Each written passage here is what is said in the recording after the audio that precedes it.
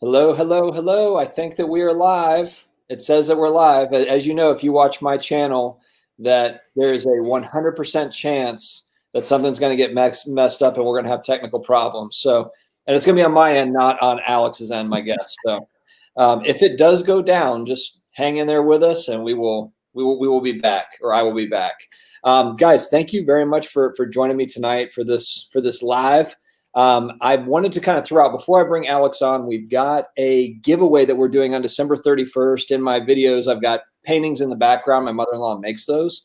And so if you essentially subscribe and then also comment on one of my videos, then you are entered into the randomizer. And then on December 31st, you will be hopefully picked for a painting. And then we will send that out to you. So wanted to put that out there before we get started. I'm going to go ahead and bring out my guest here tonight. It is Alex of the popular YouTube channel LessAlex. What's up, man? How's it going? Howdy. Well, what's up? Thanks How's it going? For hanging with me tonight. Yeah, thanks for having me on. You said popular. I don't know how popular it is, but that is the name of my channel. It's popular. I watch every day. I mean, you put content out a lot, so yeah, I pay attention to it. So appreciate it. I mean, you're the beast, man. You're putting literally every day almost, I think. I have no life though. You know, my wife's like, "Who are you?" You know, I'm like, what are you doing in the basement all night? Like, yeah. Are you ever going to come to bed? I'm like, come to bed, exactly. Yeah. That's exactly. We were talking about it, and honestly, like you and I both kind of agreed on this, but I've got it kind of so streamlined now to where it doesn't necessarily take me so long to make and get a video up to where it's fairly quick. So it doesn't, even though it is every day, it's not, today was a weird day where I literally had like 2 videos and then I've got a live. That's kind of, that's an odd day. Beast mode. You're beast mode for sure. Yeah. So how are things going? How's your week going? It's going well, man. Yeah, I mean, football's really the only thing going right now, obviously. Well, soccer too, but a little less, the Browns are playing well, so that's always nice. Finally, I saw flexed to Sunday Night Football against the Giants. Yeah, it's going to be a good time. Well, we talked about it. They're kind of my de facto. They're my AFC team. I'm a Saints fan, New Orleans Saints fan, but my in-laws are all in Dayton. Yeah, so they're all massive Browns fans, and I'm so happy for my my uncles and stuff that have literally just not seen them play well for like 20 years, and then now you're kind of like over the hump, and you've got like a talented team. This is like Bernie Kosar 80s stuff. Like literally like the last time that it's funny too because we're doing it without Odell too. Like Odell's been injured, and apparently he has unfollowed the Browns like on all the social medias. So don't know what's going on there, but. Yeah, I mean, it's awesome. I think I believed in Baker, whether that's like a homer thing to do or not. But, and if anybody has watched my channel at all, I like to invest in guys who are swaggy and talented. Mm-hmm. And he is, in my opinion, he is both. He's definitely swaggy. Like there's no doubt about it. He's got like 70 different commercials that he's in. But I think with Baker, it's just all about confidence. If he can get the ball rolling, as long as they can play well in the first half and he doesn't throw an interception, then the whole game he's going to be fine. It's just if he starts to struggle early, it gets in his head and the wheels start to fall off. So I kind of wondered too. I mean, last season, like obviously, coaching was kind of an issue with Kitchens, but oh my God, this dude is literally a potato. Okay, so he was an issue for sure. But then I kind of wonder about like the distraction of Odell and then the pressure of Odell being in town. Because if you think about it, if the Browns had not picked up Odell, his Baker's rookie year, he looked really good. And he didn't have Odell, and he looked great. Yeah. And then, I guess all I'm saying is like, does that added pressure of kind of having that kind of diva receiver, TO type receiver on your team, and I know he was on like fairly decent behavior last year, but I don't know. I just feel like that's hard to handle, especially your second year as a QB, you're 23-year-old quarterback. You're trying to figure all that. And I think Baker is a leader. I think he's got a very good career ahead of him. even if they weren't, what are they, 8-3, 9-3? Yeah. I mean, he's got it all. It's just putting it all together. That's all it is. And he's got it. They're a good team, man. They are a good team. Yeah. Obviously the secondary's been absolutely obliterated basically every week. And I mean, you can say this about almost every team. There's obviously injuries. So it is what it is. But I feel like the secondary for us all year has been just destroyed by injuries. So it was nice to see the team really, that bend and don't break mentality, because they did start to let them back last week. But they were able to hang on. And that's the stuff we've been seeing years past. You see the Browns, just those close games, just fall apart. But I think they're like 6-0 now in games that are won or lost by a touchdown. So that's awesome. Like, that's exactly what you want for playoff football. And don't sleep on them, because they're going to get to the playoffs. Hopefully, we're knocking on wood. And, but don't let them get to the playoffs and have a close game, because they might sneak up and win a couple games in the playoffs. So that's all I'm saying. I'm not going to say they're going to do anything crazy or win us. None of that. But I know Browns fans are holding their breath. Like, I don't want to say a damn word. People be talking crap. I literally had a guy on Twitter before last week's game. Somebody said something about Baker Mayfield, and a Bills fan. No disrespect for Bills fans, because I don't dislike any fan base. It's just I hate the Steelers. I will say that. Yeah.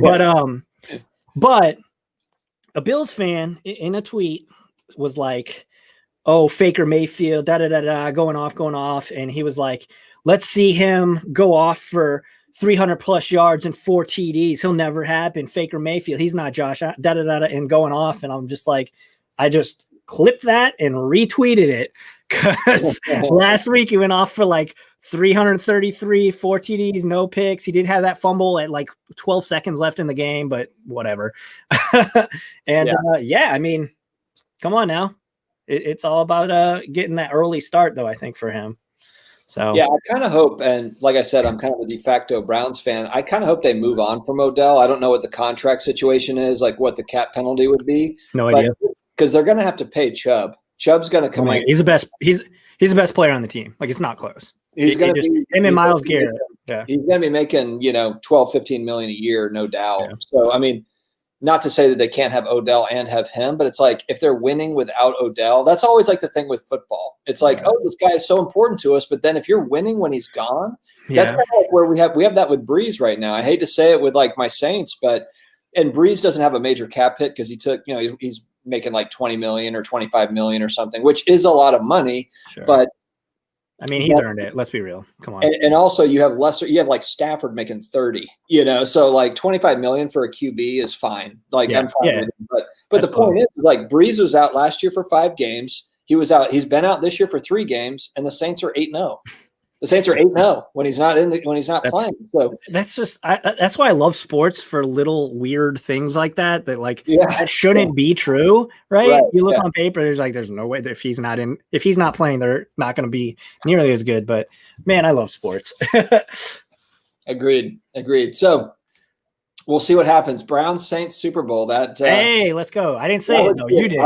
That would be awesome. The reason why it's awesome is because I kind of win either way. Because if the Browns win, then I'm happy for my family and for you and et cetera. Because the Browns it's like that deserving franchise. Like no one's going to be pissed if the Browns win a Super Bowl. Steelers fans and Ravens fans maybe. Yeah, divisional fans.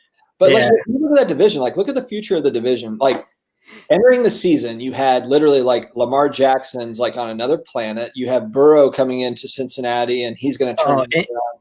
And then you have Steelers that are good, always good. So literally, like the Browns, it's like, well, you're in a really tough division. Now, if you look at it like today, Burrow's out for maybe 2 years. Man, I hope he gets back. I do too. He's exciting. He's exciting for that guy. And then Roethlisberger's 38. And then Lamar Jackson's looking more human. So, I mean, the Browns could actually be, competing for years. Oh, yeah. Like you said, especially if they can keep those running backs, Kareem Hunt and Nick Chubb.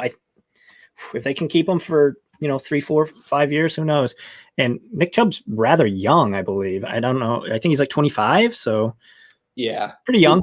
He's got 3 or 4 good, solid elite seasons in him. Yeah, and I mean, I jokingly, not jokingly, said at the beginning of the year that Nick Chubb was the best running back in the league, and everybody like lost their ever-loving minds when I said that.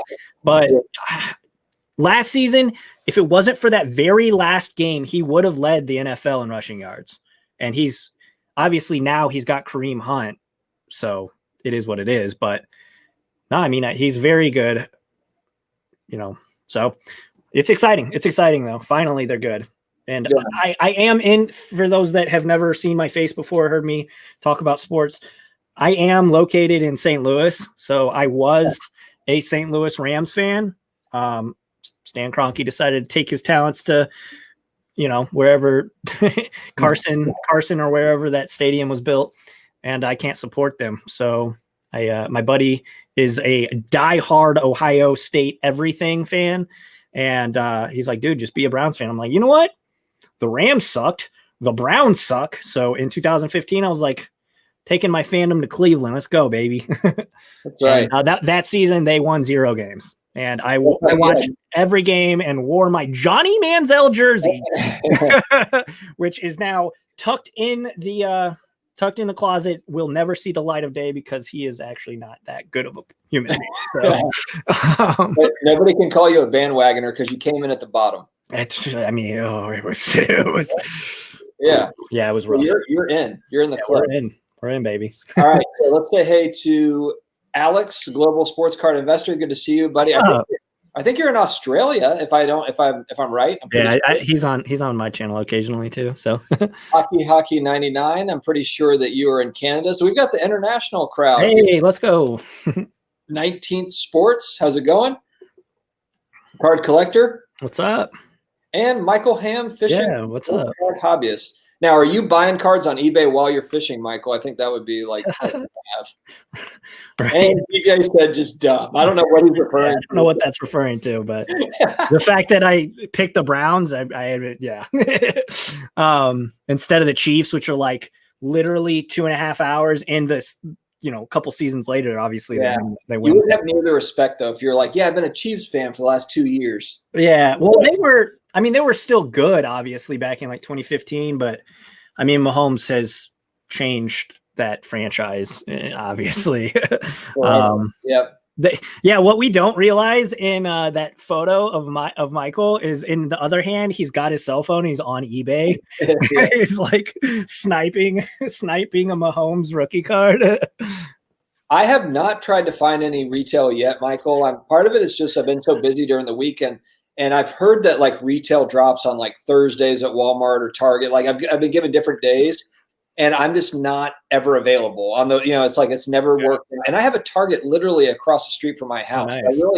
I have no excuse not to be out at retail. But I swear, every single time I'm like, hey, I talk to my wife. I'm gonna run over to Target real quick. It's nothing but Pokemon and Magic the Gathering cards. There's not even like baseball cards, and I'm not a baseball card collector really much, but.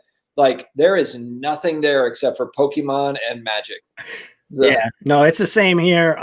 We've got about 3 Targets within about 4 miles of us, so it's all of them. They're bone dry, kind of like what you said. They'll have Yu-Gi-Oh. Do you try? Do you hit them up, or are you just kind of like, eh? I'm not like waiting. Like that's never going to be. You're never going to see me sitting there, waiting and in the line. There's like I see in Facebook groups now. There's lines of people just stalking the person who refills everything. It's just like that will never be me. As much as I want to open it, and for us, right, that's content. We could crack it on a live stream and enjoy it with our communities. It's still just I have no want or desire to sit there and be one of those vultures. Michael, actually, that would be the best content ever is fishing while breaking cards. That would be like a viral video that just, that's like, Michael, we'll go fishing with you and do like a card. Yeah. Get the GoPro, have a split screen GoPro and one it off to the side where the cards are. Let's do it. All right, Lee found a full stock of 2020 football playoff mega boxes. Okay, so you got did you buy all of it, Lee? And guys, feel free to throw in comments, questions into the chat. We are literally just winging this thing. I'd like to say that I came to Alex with 10 different bullet points on what we were going to talk about, and I did not do that. He had a full script. It was very, very it's a 4-hour chat I have all mapped out here. Right. This is the itinerary. Yeah. But yeah, no, I mean, so what are you looking at getting?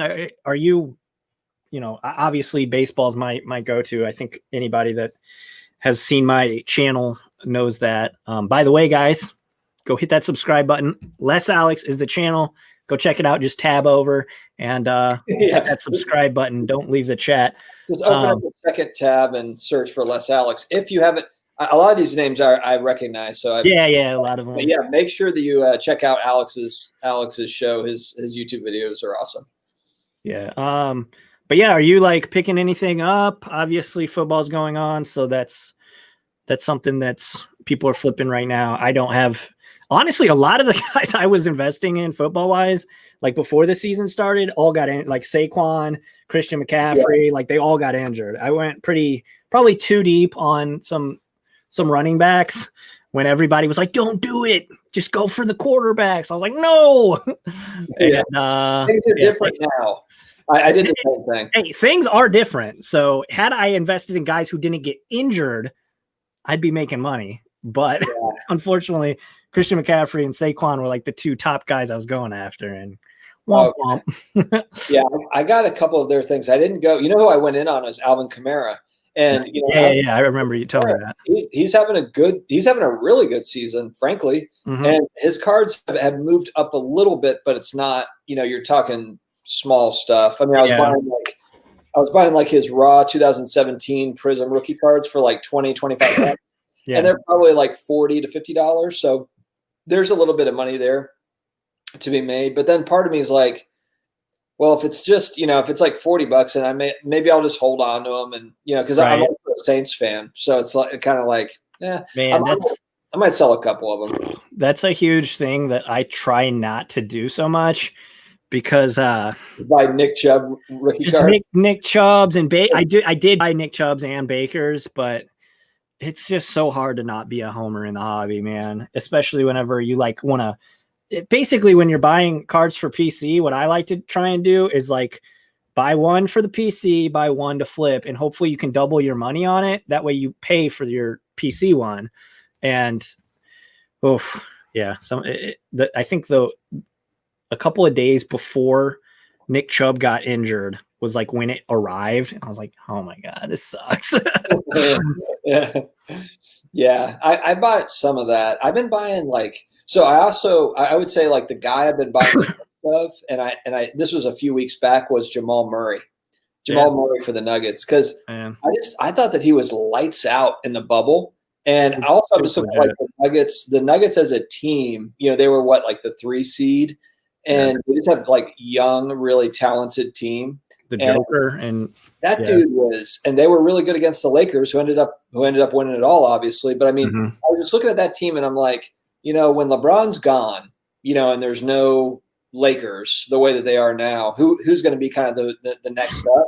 And to me, Jamal Murray, he's a guy that I'm speculating on him. I bought a bunch of his optic rookie cards, and I probably spent about $1,500. Oh wow! Okay. Yeah, a bunch of graded stuff. So it's risky. He's a young guy, but sure. The other thing I like about Murray is, actually, it's not even just Murray. It's anybody that's in a draft class that's previous to 2018, is those print runs are lower. So I find 2016 optic hollow of Brandon Ingram or Jamal Murray, or just go into that draft class. They weren't printing cards the same way in 16 as they were in 18, 19, 20. So if you look at the pop reports on the graded stuff from 2013 to 2016, and even 17 with Jason Tatum stuff and Donovan Mitchell, it's not even in the same stratosphere as 18 and 19. Definitely. And that's definitely something to consider, obviously. And So even if you're buying raw too, even if you're not buying graded, you're buying raw stuff, it's still going to be more scarce. yeah. Speaking of raw, have you been doing Star Stock at all? I haven't done it yet, but it's on the agenda. I haven't either. I believe I'm gonna make a video about just like kind of what is Star Stock, and just because I've been on the site, I signed up, I've checked it out, I'm kind of just putzing around on it, but it seems pretty dope. Obviously, with KD now, Kevin Durant invested in it, so that gives me, and it should give the hobby some confidence, and it's just not three randoms doing who knows what with your cards, because it is one of those services where you have to send it in and they kind of give it a soft grade. So it seems interesting. I like the idea. And Star Stock just like Mike Ham just said, Star Stock just started selling wax. So and I believe they only take rookie cards. So what I was thinking about doing is just, because here's what I've got, and you probably have the same thing, where it's like I've got just like raw rookie cards of like random dudes that I'm not paying attention to, that are like, and I don't have, it's probably like between 50 and 100 cards. It's not like crazy, but they're just literally like sitting around doing nothing. So it's like, why don't I just send those off and then let them do their thing? Yeah, and that's the thing is like, I don't know, but can you send in just like anyone? Or does it have to be from a curated list? Because if I can send anyone in, I've got a stack of stuff from last year, baseball-wise, that I could be sending in. And it's just like kind of guys that are lower tier, but like have potential. But just like, and I have like Trevor Bauer rookie cards that I bought into. And just guys like, because pitchers, raw especially, of younger pitchers, I'm not talking about like Clayton Kershaw and Justin Verlander. I'm talking about like a guy like Trevor Bauer that's on the upswing.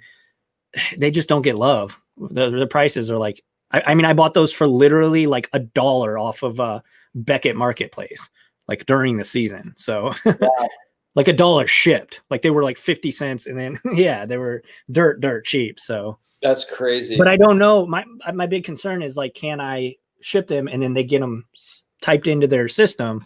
And boom, then that creates a whole new item.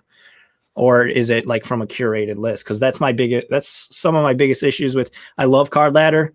I use it frequently. That's how I use my graphs in all my videos. I see you do the same as well.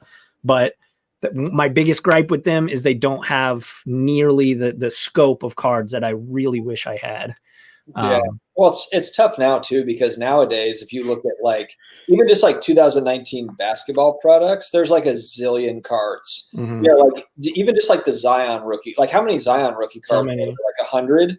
And like Zion. It's like you'll be putting, and that's what's tough for those for any of those data tools. It's just, how are you going to be able to get all the cards in? That's always going to be an ongoing challenge, I think. But I hear you. I think I think they do. Star Stock has certain sets that they take, so they don't necessarily take all the sets. So they might take like all the players. Like for basketball, maybe they only take like Prism, Select, Optic, and whatever. I don't know, hoops. So I know there are some limits there for that. Yeah, for baseball, I usually stick to like the three big ones, like Topps, whatever their true Topps rookie card is, and then Heritage and Archives. Sometimes I'll delve into, but with basketball, there's so many free. Panini puts out so much, so Michael asks about Select courtside and field level. Honestly, Michael, this is really all I've been buying lately. As far as just like, I like Select a lot. Yeah, the courts. I bought a 2019 Pat Mahomes field level PSA 9, and it was a silver for maybe like $100. And I know people are probably like, dude, like that's a 3rd-year Mahomes card, but I'm thinking about like 10 years down the road. It's going to be it's going to be a rare card for him when they're printing like tons and tons of cards every year. Yeah. And, at $100, like I'm not worried unless his career ends somehow.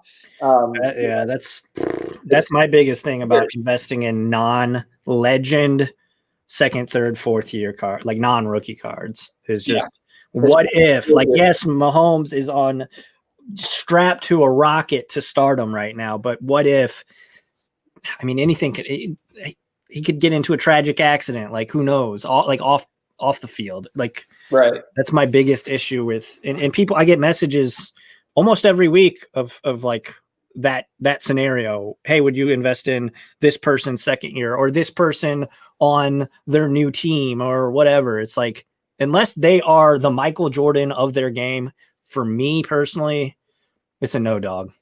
So yeah, no, I know a lot of people that just stick with rookie cards, and I respect that. It's just, it's like Mahomes field level rookie cards are like $20,000 so it's like, like in a PSA 10. Yeah, so like, maybe I'll just get like it. But for me, like, Mahomes is like the only modern football player right now that I would buy. I know it sounds like crazy, but it's like, no, I mean, it makes sense. If I'm going to speculate on one guy in the NFL, that's really the only guy, and his stuff is expensive. So I haven't been buying a lot of football, but to answer your question, Michael, I really like. Honestly, I like all of Select. I like Premier too. I mean, I like Concourse, but I really like Premier stuff as well. Yeah, I've always liked. I've always said I like Select the way it looks over Prism. Like, I just do. And I know that Prism is the popular one and it's the flagship and it'll always be the more valuable one. But Select just looks better to me. Yeah, it's classic. I agree. I like Select. Brian says, what do you think of Ja's career accolades? In 10 years, does he last that long? He's just, I don't buy, I own one Ja card. I have a BGS 9.5 optic rookie card for him. Nice. Just to kind of have one. Card, though. Just to have one. And I got a pretty good deal on it. But I said the same thing about this upcoming rookie class for basketball too. I'm just going to hold on buying any of the new stuff because you're going to pay exorbitant prices for any new draft class. So I'd rather just kind of wait and see. And then these guys are always going to be available to buy cards. They're printing enough cards to where there will always be options. I like Ja a lot. I think his mentality, his teammates say, even though he's so young, he seems like he's a leader on the court. And he's carrying himself, the right way off the court. And that's the things I look for. And I say it all the time, he's got the swag factor. He's carrying himself the right way. I think he has, of all the hyped rookies of last season, including Zion, I believe that Ja is the real deal. And I know Zion is Zion and everybody loves him. You either love him or hate him, I feel. But I'm just kind of like, well, in terms of putting my money into Zion, pump the brakes because he's already been so injured, He's expensive too. What's that? He's expensive. Yeah. For what? He's played like 4 games. Yeah, he's pricey. There's not like a real good entry point there for him. Yeah. All right, Lee's talking about the Gretzky O-Pee-Chee 10. I don't know if you've heard about that, Alex. But basically, it's like a Pop 2 O-Pee-Chee Gretzky rookie card in a PSA 10. It's sitting in auction. I actually thought that and this could be last second buyer. I thought it would go over $1 million, and he's saying it's at $800K with a little over an hour left. We have to assume there'll be more. I think it'll get over. Yeah, the last out, at least, I don't know. I don't do a lot of selling with like auctions, just because a lot of the stuff I buy and sell on eBay is like kind of mid-tier stuff. So I just do buy it nows. But when I do, or when I'm even bidding on something, that last hour is whenever the most action. Like, I won't even bid on something until the last second, basically, unless I got something going on that day or whatever, and I have to put my bid in a couple hours early. But yeah. I mean, it's crazy, man. Gretzky's the GOAT, though. Like, you can look at every other sport and have an argument. We can sit down and we can have a knowledgeable argument over LeBron or Michael or Kareem or whatever, and everybody can make their points for who. But in hockey, without a shadow of a doubt, Wayne Gretzky is the GOAT. He has more assists than anyone else in that sport has points combined. So I completely understand why this, Pop 2 O-Pee-Chee 10 is probably going to hit $1 million. It makes sense. It just, especially with how much money's in the hobby right now, it makes sense. Yeah. No, I agree. And that's a beautiful card too. That light It's blue. so good. It's such a nice. Yeah. It's a great looking card. It's a great looking card. So yeah, no, I'm with you. And that is something where it's like you kind of have to look at that because it's pop 2. You can understand why it would go for that much. Like it's the same thing as if someone bought like a 101 like Picasso painting, and people will spend tens of millions of dollars on a Picasso painting, where there's one, and granted, there's more than one of these, but like it's amazing. It's pretty damn amazing. Yeah, and I mean, like I know, probably if these people are here, they probably watch or listen to Gary V, because you're a Gary V guy. I'm a Gary V guy.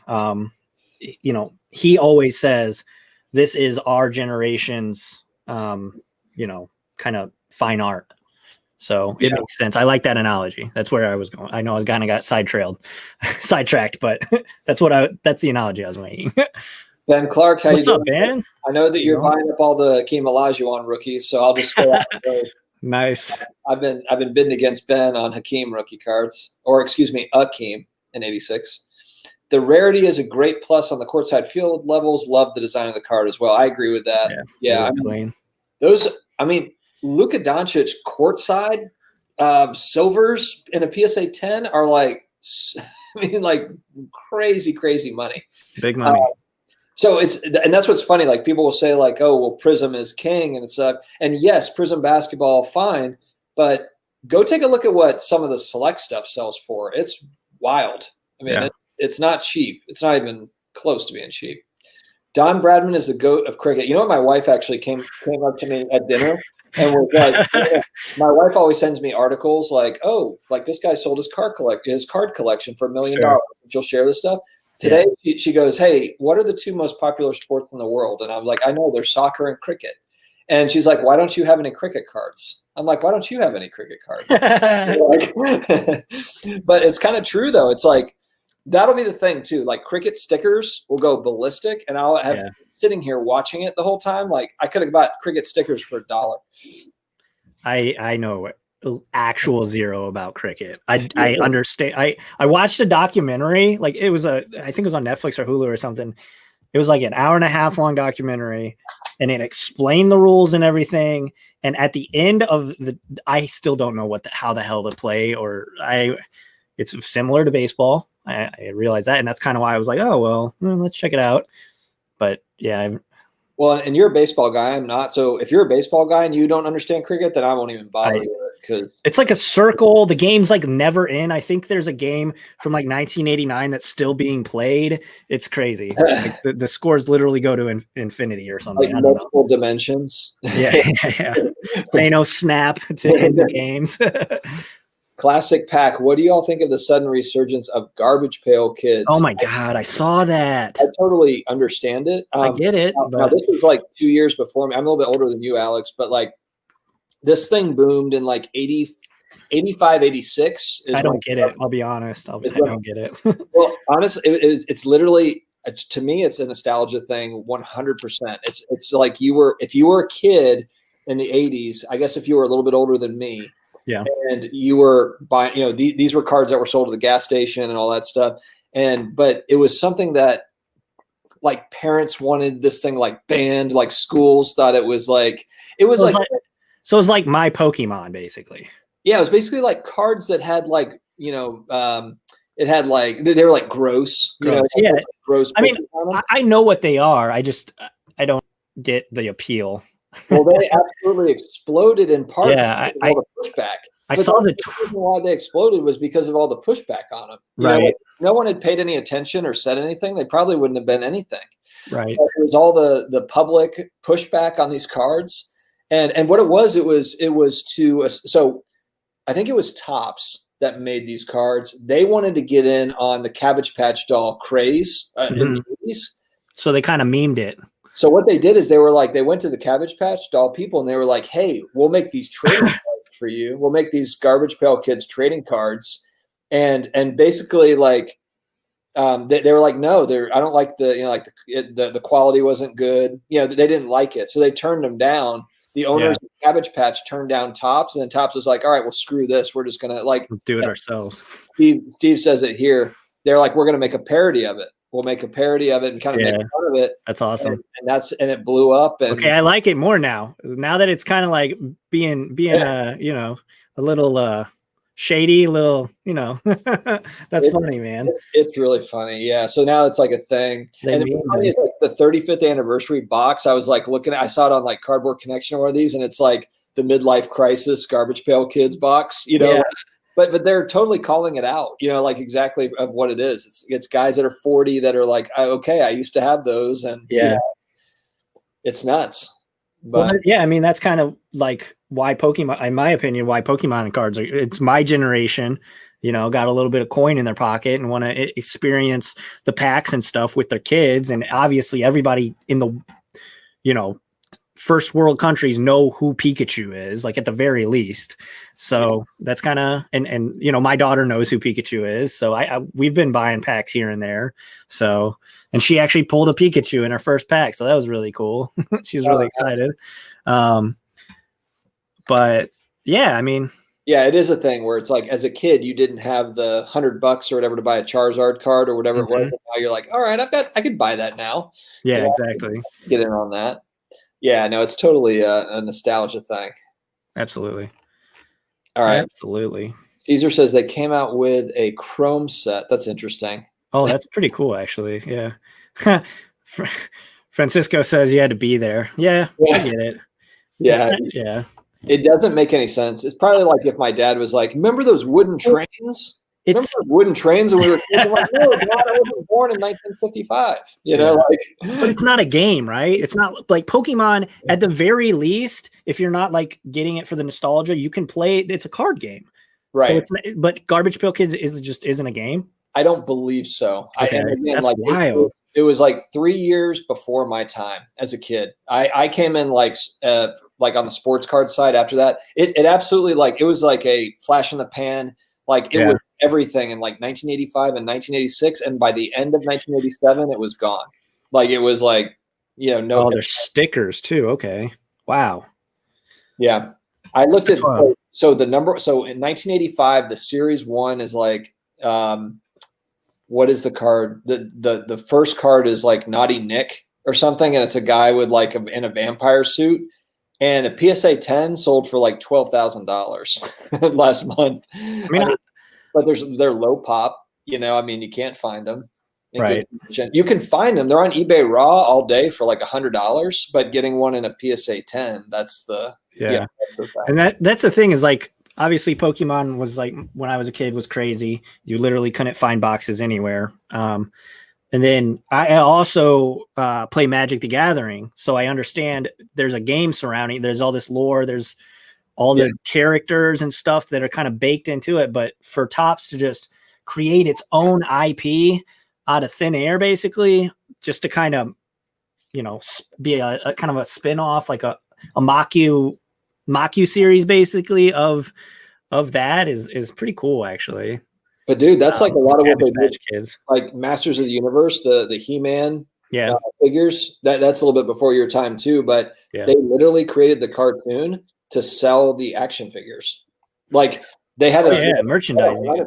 But the whole purpose of like the cartoon was to sell action figures, like to sell merchandise. Oh, I watched the Toys That Made Us or whatever. Have you seen that on? Oh yeah, I love that series. I love little documentary series like that. Great. That was like the Teenage Mutant Ninja Turtles ones. I was a huge fan. I had all those ones. I had the Van and Master Splinter and stuff. Like, good times. Dude, I just bought a inbox. Voltron. I was telling you before we came on. I bought a Krang action figure in the box from 1989. Nice. I'm all over it. Thinking back, I wish I would have held on to. I mean, they were beat to hell, but I wish I would have held on to them. I kind of like too. Some of them have the price tag on them, and some of them don't. But the one that I got, this Krang one's got a price tag of like $3. You go to Walmart now and you try to get an action figure, and it's like $10 at least. Like everything is super expensive. Voltron, and it's cheaper. It's made out of cheaper plastic too. Yeah. I mean, at least like the Masters of the Universe, like the He-Man action figures, actually had like hair on them. Like Moss Man had like moss on him. I mean, it was impressive. Yeah, And Steve, the movie was absolutely horrendous. Have you seen that? No. I haven't, dude. If you go on YouTube and just look at like watch a clip, just watch 30 seconds of it. It's so bad, but it's so awesome because of how bad it is. Did it do well at the box office, or was it just a tank? It totally tanked. It tanked big time. There's actually a YouTube. There's a guy that did like the history of Garbage Pail Kids. Watch it. It's like 10 minutes, but it goes through kind of like what happened, and then also it's on YouTube. Yeah, it's just a guy. If you just look up like history of Garbage Pail Kids cards, it'll pull up. It's awesome. Yeah, I mean, Power Rangers was kind of like my version of that, and I had they had like the action figures with the flip heads. They'd have like the normal face, and then it would flip, and they would morph. It was pretty cool. Thundercats. Nice. That's before my time. Right before my time. You're a 90s kid. I was born in 90. Yeah. Yeah, you're a 90s kid. Which I remember all the 90s stuff too. Jacob, does population report even matter? Look at Prism, for example. Highly produced, and it's the hottest card on the market. What I would say to that is right this second today, it might not matter, but life is long, friend. Like life is long. We've seen a lot of different. If I just go back to when I was collecting 25, 30 years ago, things change. Things in a hurry. And just because a set is very popular right now, look, if you go back and look at 2012 Prism, when it came out, Prism Basketball, they almost didn't even make 2013 Prism because it didn't take off. Like nobody bought it. Nobody bought it at all. Yeah. Same thing with like 2014 Soccer, Prism Soccer. It's a very hot set for soccer cards. Nobody, it was like, I'm not going to say nobody was buying it. People were buying it, but it didn't take off. We're in kind of like we're in kind of a exciting time in sports cards, but that's not how it's always been. And that might not be how it always is, So I say, yes, population reports matter. I think they do. I also think that like saying just because Prism's pop reports are high, Prism is their flagship, right? That is the go-to for Panini. So to try and take that stance is probably not the correct, that's not the baseline you want to go with. But like other smaller sets that have crazy pop reports, like that's not good. Yeah. Well, the risk that you're taking too with Prism being kind of the popular one. If you're only buying base Prism and silver Prisms, let's just say that's your entire collection. Sure. If there ever is a shift to where Optic is number one now or Select is number one now, and it's not Prism, but everybody graded all those, and there's 10,000 of them, then you're holding it. You're holding it back at that point. Whereas Select, Optic, whatever, the pop reports are far lower.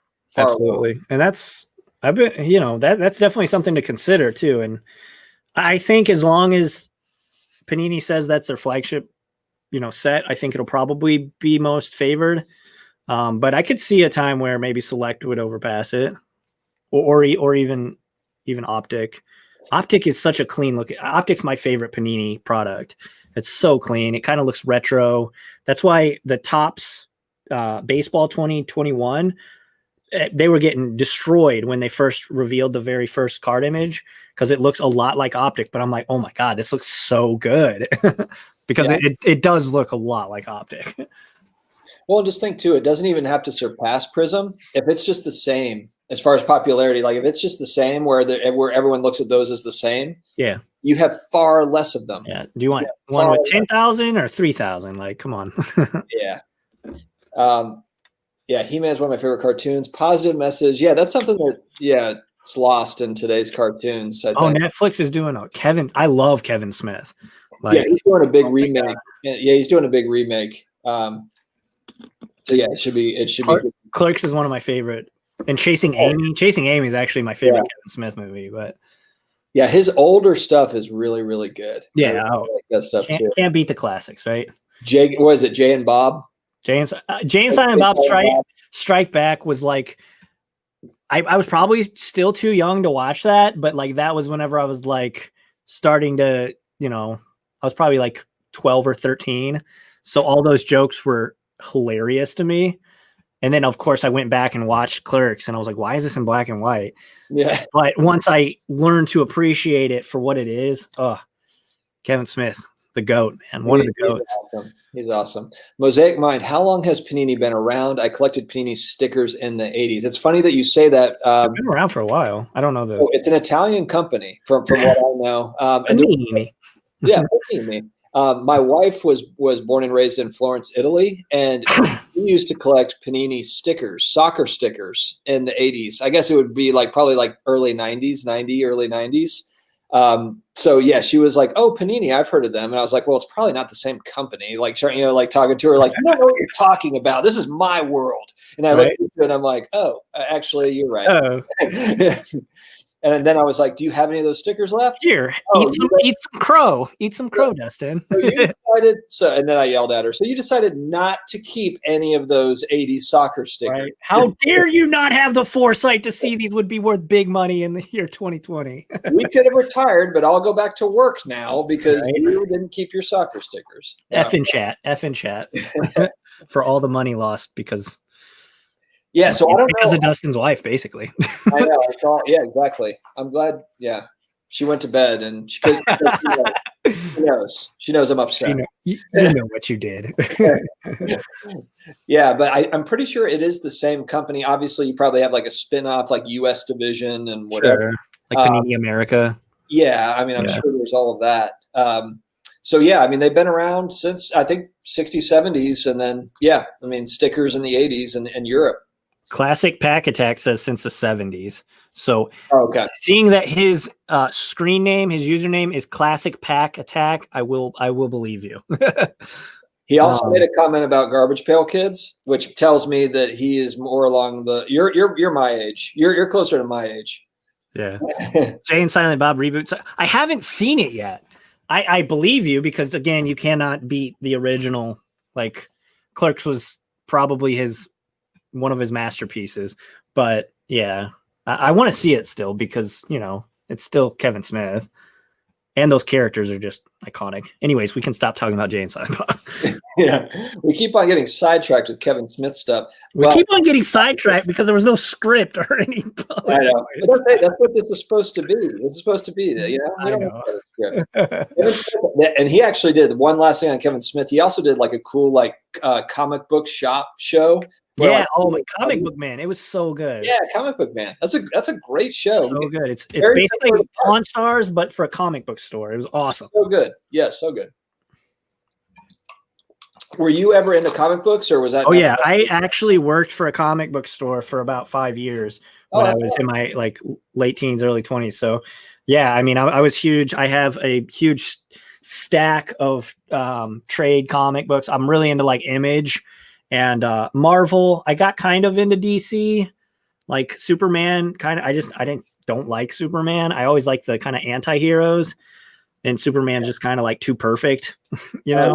Well, no, I started with Spawn, and Spawn's killer. Yeah, that's the big time anti-hero. Big time. The first anti-hero, really. Yeah, he was.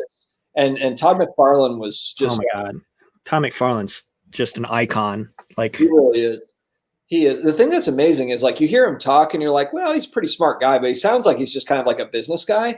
But if you actually he wrote Spawn and he drew it too. He's an artist as well. He wrote it, drew it, all of it. It's a really intricate storyline. It's not there's a lot going on there. You know, it was impressive. He also kind of tying it back to sports. He did a uniform or a sweater for the Edmonton Oilers in the early 2000s. Google it. It's a really I think it's pretty dope looking, and I'm probably biased because it's Todd McFarlane and I like him, but it's a cool looking sweater. He also did McFarlane toys starting lineups. So they had starting lineups, but then he did his own version, and they're wicked looking. I mean, his action figures are oh my God, they're so good looking. They need to. If you get one and you know an artist and you have the disposable income, maybe get them painted because they're not the paint jobs on them aren't great, but yeah, the sculpts are great looking. Yeah. All right. Steve's been buying vintage soccer rookies, Panini starter stickers around 61, 62. Okay. That's out of my, that's That's out of my league right there. He was going to be like the next. He's like Bill Gates of collectibles. He's got like all the like, obscure stuff where he's like zagging so hard, and then all it's going to be like worth $1 million. Infinite dollars, yeah.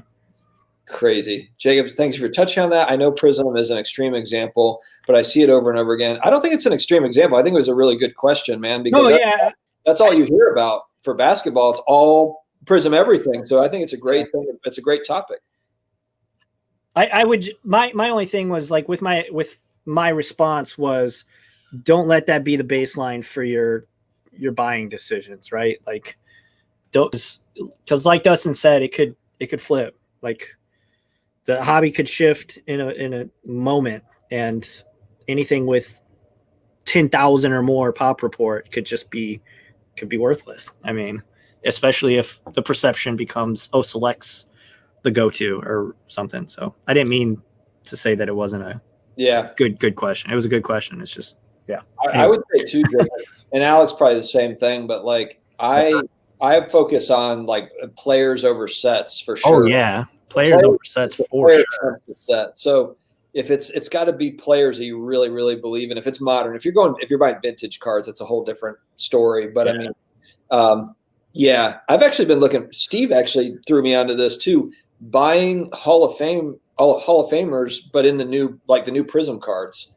I actually bought, Steve, I haven't told you this if you're listening, I bought Larry Bird Prism stuff from like early, like 2013 to 2015. I bought some Larry Bird stuff because it's cheap. It's like a few bucks a card, and it's like, he's an absolute legend.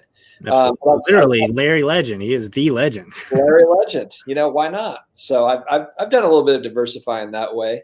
But Steve was asking me about that because that's something I know he's been looking at too.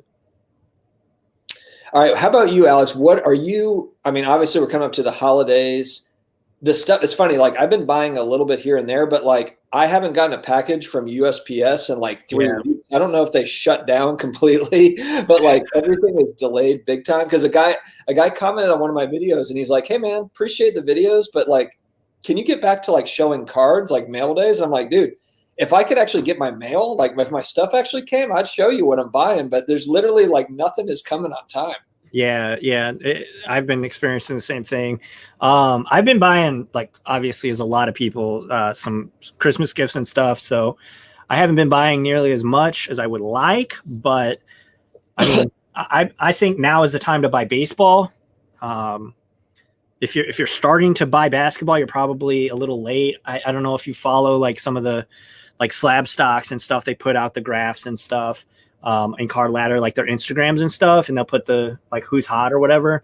And it's like Jaws starting to go up. All the guys from last year that were on fire are starting to go up. So if you're looking at basketball now, I think obviously you can still, I don't want to say you can't make money, but the low is over for basketball for this offseason, I think. But right now you can really, really get some good deals on baseball. You can get Acuna's for like $100 for his bat up 10, which is incredible. I'm doing a series right now, top 3 best for every single position. If you guys want to go check that out and really, really see what my thoughts and opinions are on each position for baseball.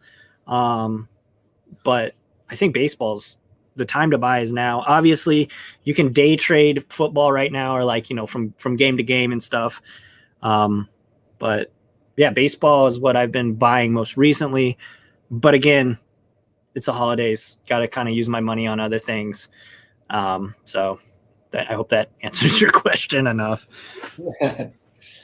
Yeah, no, I agree with what Alex is saying. Off seasons are always typically, I shouldn't say always, but typically, good times to buy. Injuries and off seasons. Yeah, I mean, you've got like for football cards right now, there's stuff I want, but I'm like, you know what? I'm just going to wait until February, March timeframe.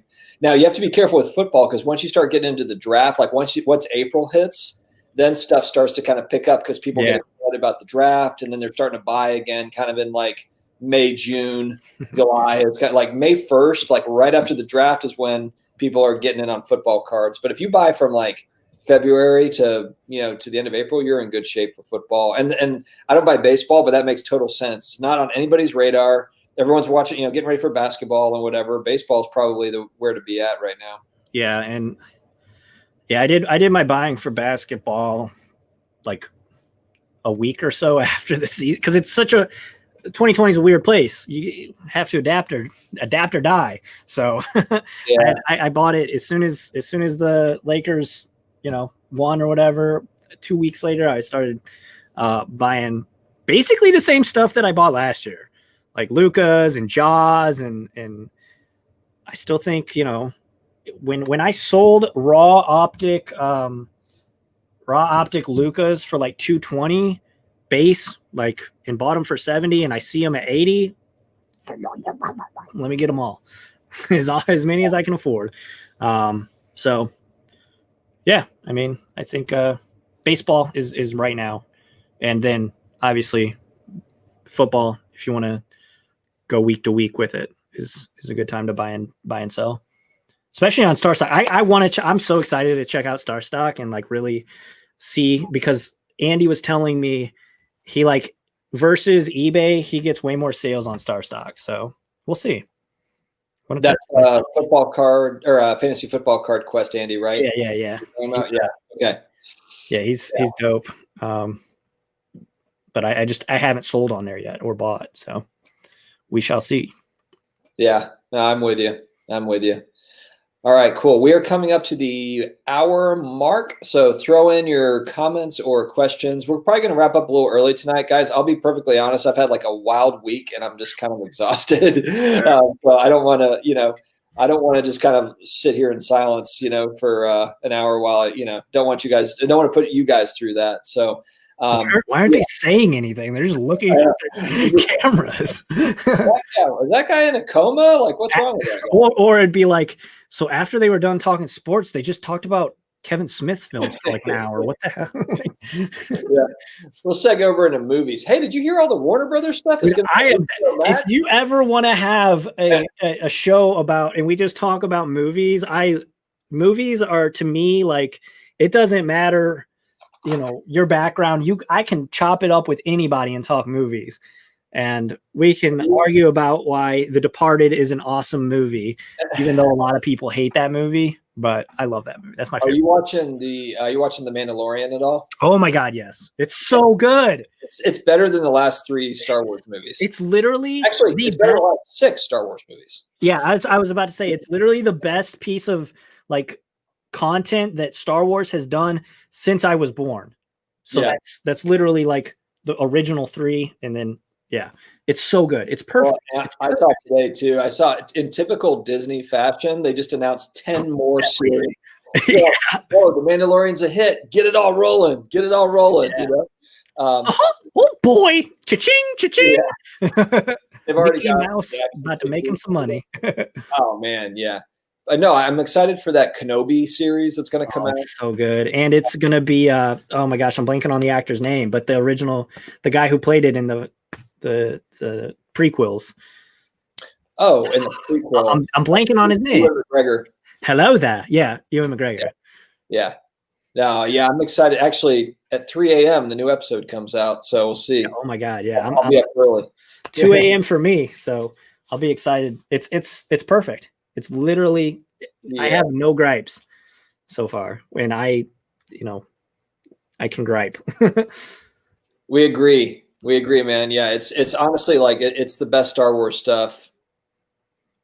Oh, Steve, why are you talking about sports cards? We moved right off. Dude, what show? I need help, guys. I want to spend $3K, 80. That's actually what is a PASA 6 RC? What does that mean? I don't know. This is the personal finance dad movie hour now.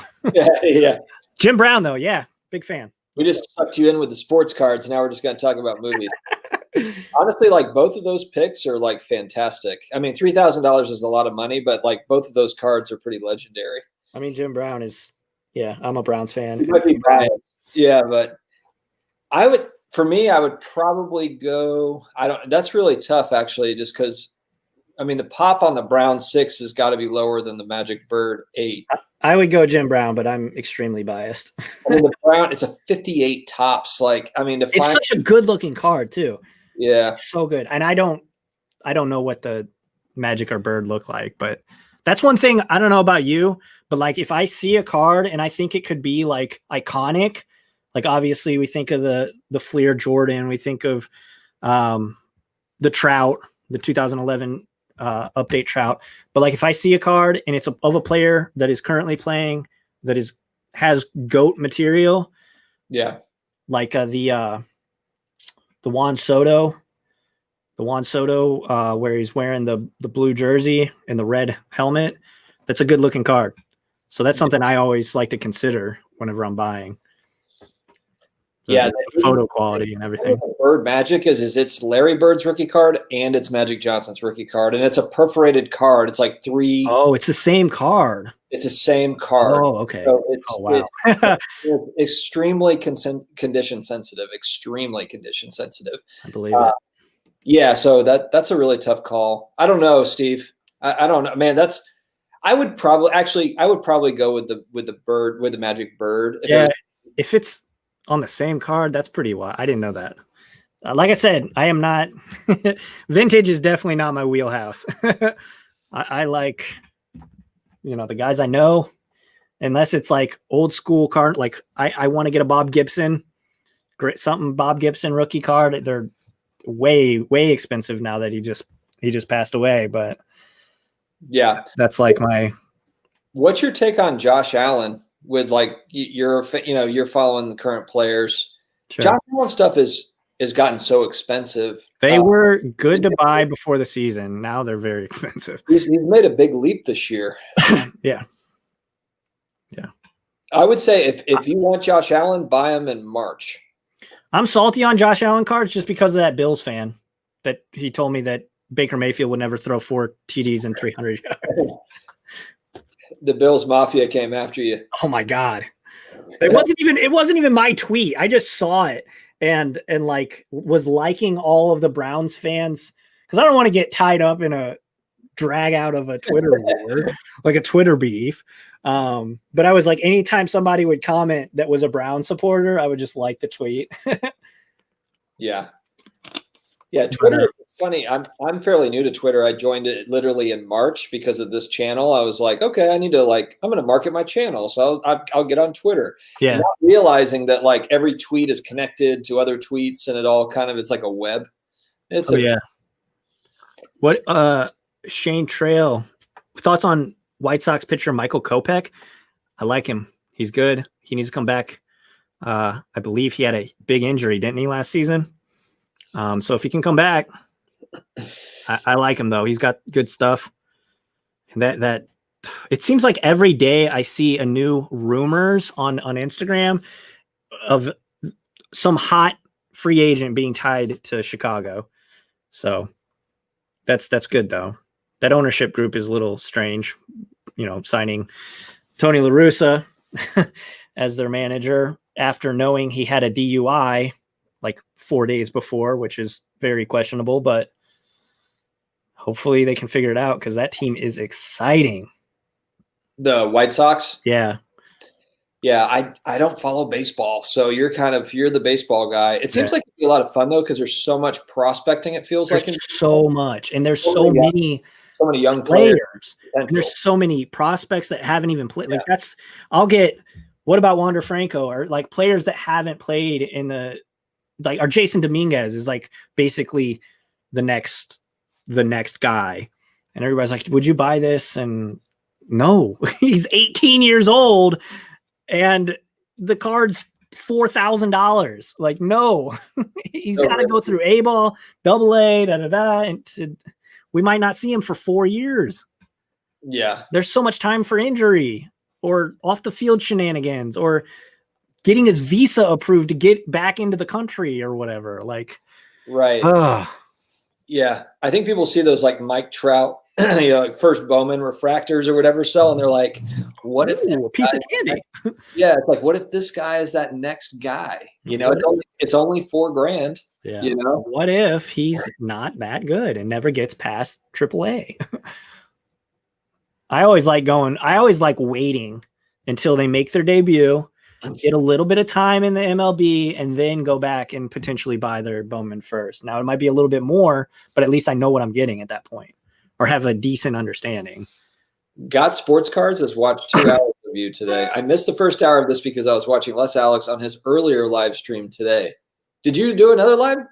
No, maybe the replay, but I appreciate it. Hopefully we hit that like button and that subscribe button.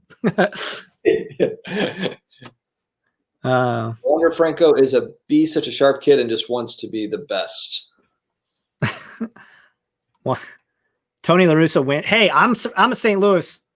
I'm a Cardinals fan, so Tony La Russa brought 2 championships to St. Louis. I hope he can get his stuff straightened out. Like, genuinely, as a human being, not even with baseball. I just hope he can get his stuff straightened out. So, how do you feel about a Dodgers repeat? Ed Lang asks. I think that team's very good. I think it's very, very possible. I picked them to win the World Series that's not really saying much because they were loaded, but I think it's possible. I mean, I'm not going to root for it, but I would be lying if I wasn't rooting for it this year, just because with the whole Clayton Kershaw thing, I wanted to see him get a ring. So I was rooting for him, and I figured the Cardinals weren't really doing much, especially after they missed like 2 weeks of playing because stupid pandemic. 2020 is weird. Yeah, we just need to roll into 21 and see what happens. Yeah.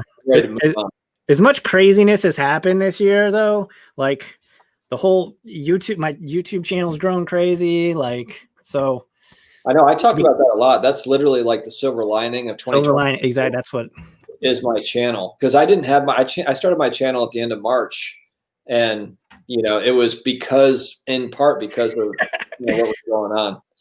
Mosaic mine. I'm an Angels fan. Why does my team always suck? Because they don't invest in pitching. What are we like? Get Trevor Bauer out there. Let's get some pitching. Let's get Mike Trout into the playoffs. I want to see it.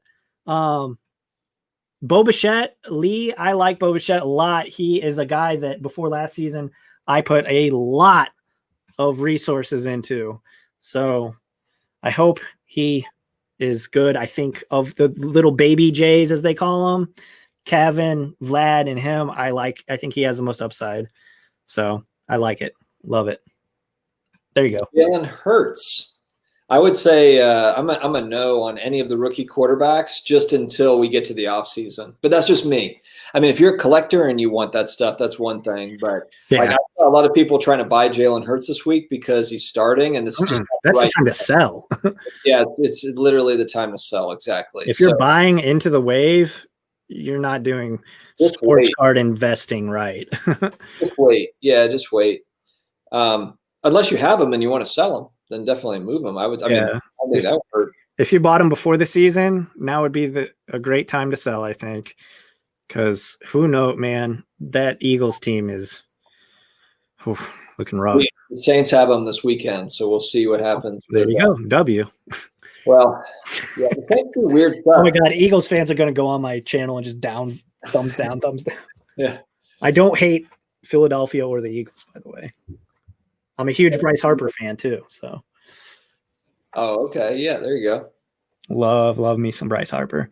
You're right. The truth hurts. No pitching, no rings. Yeah, I mean, it's what it comes down to in postseason, man. You got to have a good bullpen and at least 2 frontline starters.